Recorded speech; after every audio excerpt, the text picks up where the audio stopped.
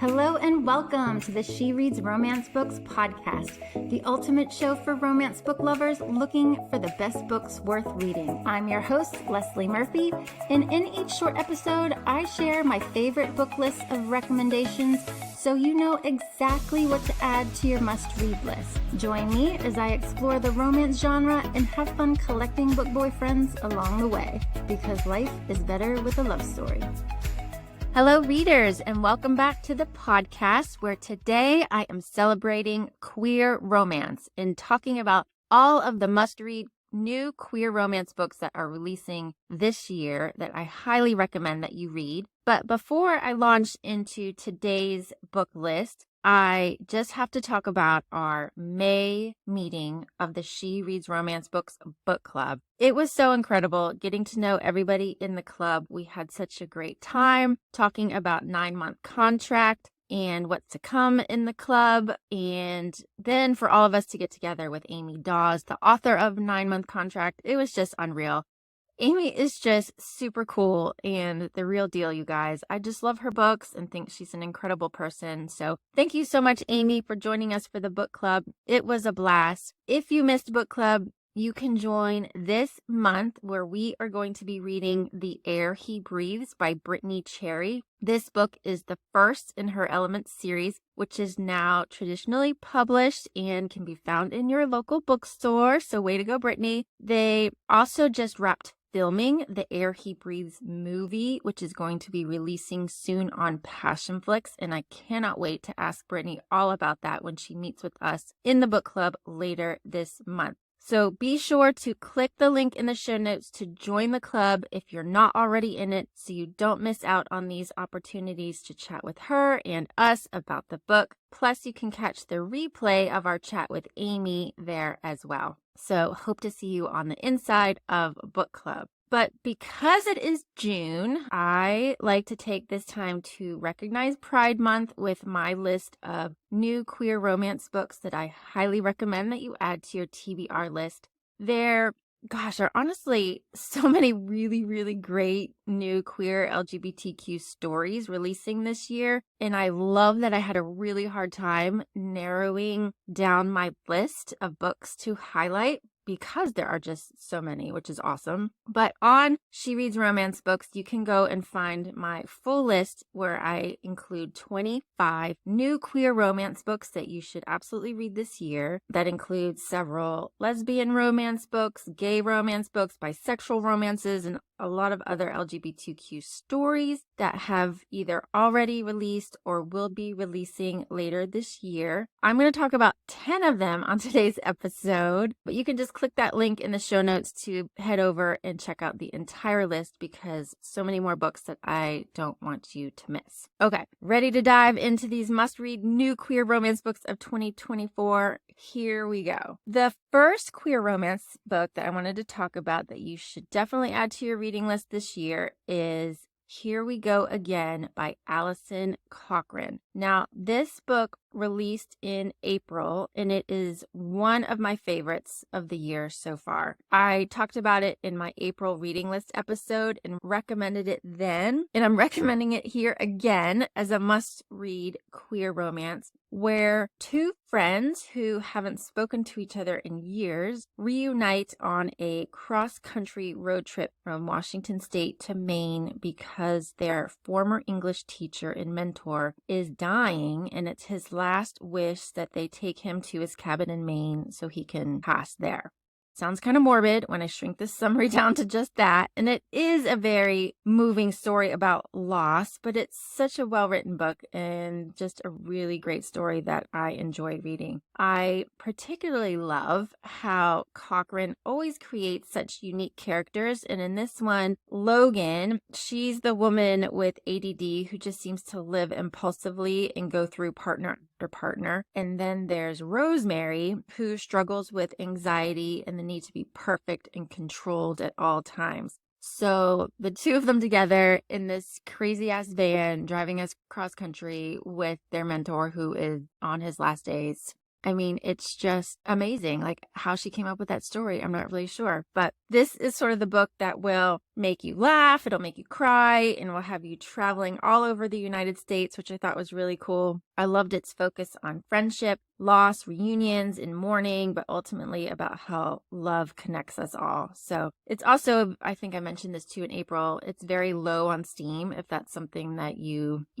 influences you in picking up a book or not. But I loved it and highly recommend Here We Go Again by Alison Cochrane. Another new queer romance book that I've mentioned before but bears repeating is The Pairing by Casey McQuiston, if we're talking about must-read LGBTQ romance books of the year. Alison Cochrane and Casey McQuiston, I think, are two queer authors that I auto-buy because I just want to read everything that they write. The Pairing is a must-read of the summer, not only because it's going to take you across Europe to Spain, Italy, and France with two childhood besties that have a falling out, but then reconnect on this European food and wine tour, which sounds amazing, but because she hasn't published a book in over a year and we are overdue for some McQuiston awesomeness, or at least I hope there will be McQuiston awesomeness, which is why it's on my TBR list. Pre-order it now so it's ready to go when it releases in early August. This book is also part of my Passport to Romance Fun, which is a little reading challenge I put together for the summer. If you join the She Reads Romance Books book club this summer, you have access to this summer romance reading challenge and a chance to win one of my A Year of Reading Romance card decks just by reading at least one book on the Passport. So one more reason to read this book and join the club this summer. The next queer romance book that I recommend is one I just finished reading, and that is Teach Me by Nev Wilder, which released in May in Kindle Unlimited. This is book 4 in her extracurricular series, which are all queer romance books set in college. Though you can honestly, read this one as a standalone or any of them as a standalone, but I love this series so much. So if you haven't read any of them or any of Wilder's books, then just take a week off or just take a week and binge read all of the extracurricular series books, starting with Want Me, which is book 1, because it's the absolute best in the series and one of the hottest books that I have read. But Teach Me, as I said, is book 4. It's a teacher-student romance that has a really interesting meet cute for the characters. I'm not going to say exactly what it is because it's going to ruin it, but it has to do with something that they both find in a club. That's like the only clue I'm going to give you, but I'll be shocked if you can figure it out from that clue, but I'll just leave it at that. Basically, they have this anonymous thrill, which becomes complicated when they find out that one of them is a student and the other is the professor of the class. I honestly was kind of surprised that I found this to be like the least steamy book in the series. So it's a pretty tame one to check out if you're not familiar with Nev Wilder's queer romances, but I love them all, and you can check out Teach Me this summer in Kindle Unlimited. This next queer romance I actually just picked up from the library, so it's just sitting there waiting for me to crack it open, and that's Late Bloomer by Maisie Eddings. This book released in April, so you may be able to snag it at your local library as well. It is about Opal Devlin, who won the lottery. Gosh, go Opal, you lucky duck. But after winning the lottery, she's got people coming out of the woodwork asking her for money. So to protect herself and to stop all the asks, she sinks her money into a failing flower farm. But when she moves there, she finds Pepper Bowden is waiting for her, saying that she's actually the rightful owner. Thus begins what I hope is a really fun and sort of sweet forced proximity romance with these two living on a flower farm in Asheville, North Carolina. I love that the setting is in my own backyard, and I hope that it satisfies my grumpy sunshine romance need, because I definitely need a good read in this trope as it's been way too long. So check out Late Bloomer with me by Maisie Eddings as a must-read queer romance this year. Now, another name that I've started to always check out when it comes to queer romance is Timothy Janofsky, who actually has 3 new queer romance books releasing in in 2024. I'll just mention the first one that came out in January, and that is The Fake Dating Game. Now, this book is giving me similar vibes to The Charm Offensive, which was Alison Cochran's debut novel and one that I absolutely adored, because this book also has to do with love found on a TV show. But in The Fake Dating Game, love is found on a game show, which I think is kind of a cool twist. So Holden, he's one of our heroes. He has a meltdown during his audition for Madcap Market. I have no idea what kind of game show that is, but if anything like Supermarket Sweep, oh my gosh, that totally dates me just saying that. Does anyone remember Supermarket Sweep? Oh my gosh, it was this, I'm totally taking a side here. It was this crazy game show where you would take a grocery cart through this store and grab food. I can't even remember what the point was, to meet a certain amount of money, or I think you wanted to buy the most expensive groceries. I can't remember. I freaking loved that show as a kid. But anyways, this is giving me those Supermarket Sweep vibes. But as I said, Holden has this meltdown trying to audition for the show. And so then he ends up having this pity party because of it in his hotel room. But his said pity party then has him meeting the hotel concierge, Leo, who is helping him out get through his feelings. And since he has a lot of chemistry with Leo, he then tries to convince the casting directors to the show that they are actually a real couple, so that they can go on the show, crush the competition, win the huge cash prize, and of course fix all of Holden's problems in the process. Sounds totally doable, right? And super fun, all wrapped up in a sort of a fake relationship romance that I absolutely want to read this year. So I hope it's a good one. The next queer romance book that I want to read and that I recommend is The Ride of Her Life by Jennifer Dugan. This is an enemies to lovers, grumpy sunshine queer rom-com about a wedding-obsessed city girl who inherits a horse farm from her estranged late aunt and clashes with the cocky, unfairly hot farrier who thinks she's going to run the barn into the ground. And yes, trust me, I had to look up the definition of farrier because I had never heard of that term. And it means a craftsman who trims and shoes horses' hooves. So there you go. You have your word of the day, farrier, if I'm pronouncing it correctly. So Molly McDaniels, one of our heroines, her life is falling apart and all she wants to do is start a wedding event planning business. But then she discovers she's inherited this rundown, struggling horse barn that she is not equipped to run. And there she meets Shawnee, the grumpy farrier that I mentioned, who Molly may start to develop feelings for, which is a problem if her ultimate goal was to sell the farm. So this queer romance pretty much had me at enemies to lovers, because you know I love that trope, but I also like the opposites attract aspect of the city girl falling for the farm girl. I hope it meets my expectations. Again, sounds super cute for this year. That's The Ride of Her Life by Jennifer Dugan. So check that one out. This next queer romance actually proves how a really well-crafted book summary can just hook me and make me want to read a book. I've never heard of this author, but I really want to read this book, which is To Catch a Firefly by Emmy Sanders. First off, because the cover is gorgeous. Click on the link below. Go check it out. There's just something about it that just screams to me. I think it's beautiful. But this book released in February of this year, and it's pretty popular on Goodreads with mostly amazing reviews. So I'm hopeful for this childhood friends to lovers romance, since there are supposed to be epic levels of pining, a neurodivergent hero with selective mutism, and two friends who always come back to one another. I can absolutely get behind a book like that, but here is what it's about. There's a lot I've never told my best friend. The fact that I love him, that I miss him every day he's gone, that sometimes I ache for him with a ferocity that leaves me breathless. Lucky Buchanan tore into my life as a boy, wild and daring, my opposite in every way. He drew me in, stole my heart without trying. He hears me even though I rarely speak a word, but I always knew this place wouldn't be enough for my free-spirited friend. I knew he wasn't mine to keep. So why, when I finally try to get over him, does he sweep back into town? Why is he upset? Why is there tension between us for the first time in years? I never saw a future where Lucky could be mine, but now, unless I want to lose my friend, I might not have a choice but to tell the truth. My heart belongs to him. It has from the start.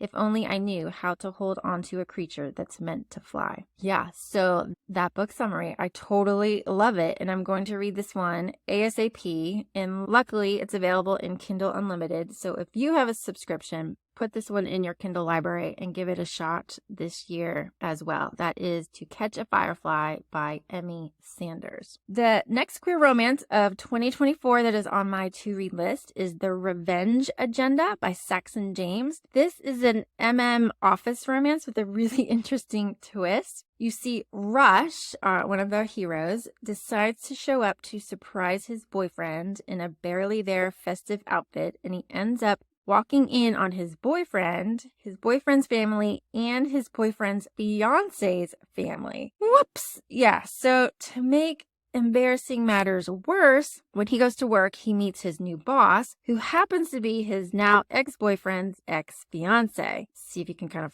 follow that train of ex relationships. Pretty awkward, especially since the ex for both of them is still playing games, so the two of them decide to team up with the camera and plan some revenge. So I'm not going to tell you all the places that my mind went after reading the summary for this book and the things that they could get up to in their revenge plan with a camera, but they were hot, and I will be really disappointed if this book doesn't give me at least one of those fantasy scenarios that I came up with. I'm just going to have to read it and find out, and I think you should too if you like books about fake dating and revenge. So The Revenge Agenda released in February, and it too is available in Kindle Unlimited, so give it a shot this year. The next queer romance book actually releases tomorrow in Kindle Unlimited, and it's another queer romance that I will be checking out this summer. It's called Napkins and Other Distractions by M.A. Wardell. I actually don't know if they pronounce their name Wardell or Wardle. I'm sorry. I'm just so bad with names. But this is book 3 in Wardell's Teachers in Love series. And I think that's why I love these books, and I usually mention them every year, even though I've yet to read one, but they are all on my TBR list. I just think the storyline sounds super cute. And so this one hopefully will be the book that I actually pick up this summer and start the series, because it features the principal at the school. And here is what it's about. Kent Lester is the principal of Lear Elementary School, and now, 7 years after his divorce, he's ready to focus on his personal life and spread his bisexual wings. Things got off to a rocky start when Kent's first date is an uptight control freak, although that doesn't stop them from tangling some sheets. Vincent Manda never seems able to move past the friend zone, and besides, he's not sure anyone can handle his OCD. But that night with the bearded, older Kent revealed a side of Vincent he'd never experienced before, and he's equal parts scared of and desperate for a repeat. When Lear's test scores take a nosedive, Kent finds himself under the microscope. Forced to implement new software to monitor and collect school data, he's horrified to discover that Vincent is working on the project. With his last install ending less than ideally, Vincent's job depends on this one succeeding, and butting heads with the principal won't help. Vincent and Kent need to view each other in a new light, but that could change their futures forever. I really like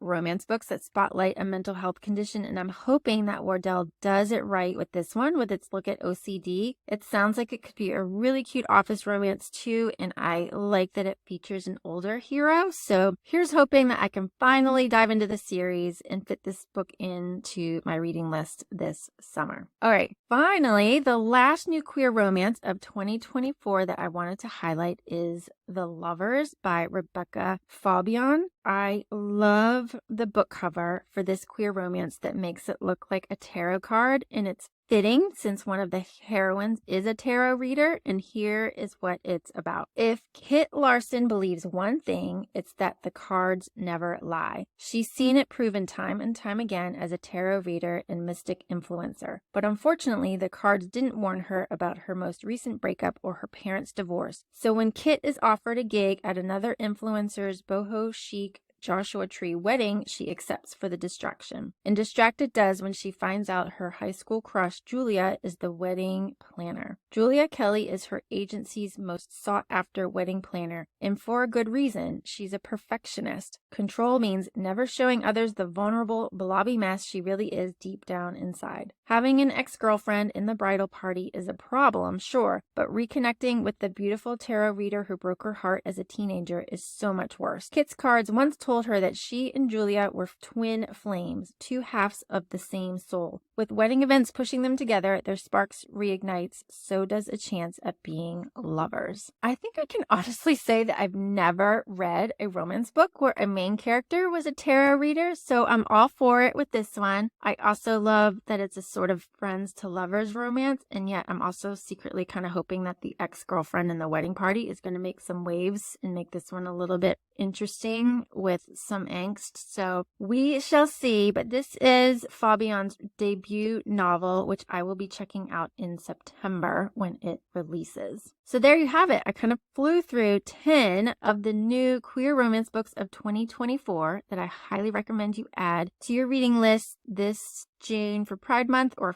throughout the year. Don't forget to check out my entire list of new LGBTQ books releasing this year on She Reads Romance Books, because there are a lot more that I suggest that you check out. Also, don't forget to pick up this month's She Reads Romance Books book club selection, The Air He Breathes by Brittany Cherry, and sign up to join us for our book club meeting and our author Q&A with Brittany later this month. And as I said, inside the book club this summer, you can also download my Passport to Romance that encourages you to read some of the must-read new summer romance books of 2024 that you can check out and read, and that will take you all across Europe and the United States. Read one or all of the books, turn in your passport, and be entered to win a copy of my A Year of Reading Romance card deck, which I've mentioned before, but if you're not familiar with what it is, it's super cool if I do say so myself. I had so much fun putting this together. It is a 52 card